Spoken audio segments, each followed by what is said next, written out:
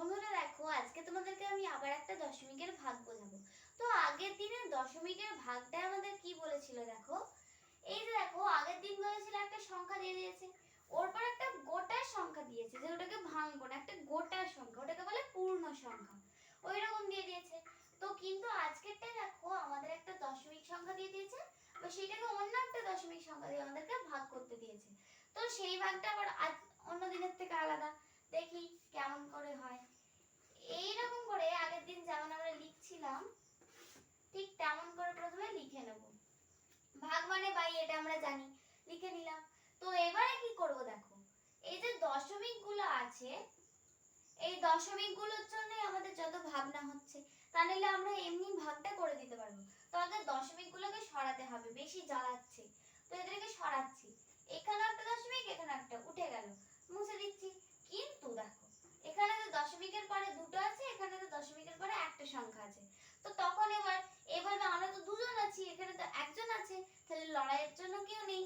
তখন কি করছে, এখানে আবার একজন চলে আসছে, 10। এখানে তো দশমিকের পর দুটো সংখ্যা ছিল, এখানে তো একটা, তাহলে আর কটা লাগবে? একটা। এক তো এমনি দশমিকের জন্য বসে, আর একটা শূন্য এক্সট্রা চলে এলো। তো এরকম করে হয়ে গেল। এখানে তো এবার 30 লেখাই যায়। তো এবারে শূন্যটা না দিলেও চলবে, কারণ 3-এর আগে শূন্য বা কোনো একটা গোটা সংখ্যার আগে শূন্য দিলে তার কোনো মানই থাকে না। তো এবার আমি 3কে দিয়ে এটাকে কাটছি। কত হচ্ছে? 3 1 3 হলো। এবারে আমার হাতে 2, 3 9 27, 1 3 6 18, 1 3 4 12। এইটা আমার বেরোলো।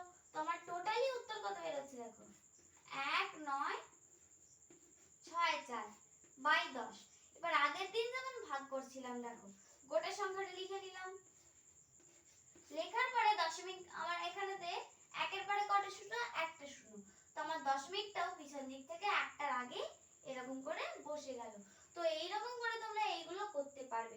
আর এই ধরনের দশমিক সংক্রান্ত কোনো যদি অঙ্ক তোমাদের আটকে থাকে, অবশ্যই আমাকে কমেন্টে জানাবে। আর আজকের ভিডিওটা ভালো লাগলে অবশ্যই একটা লাইক করবে, চ্যানেলটিকে অবশ্যই সাবস্ক্রাইব করে দেবে।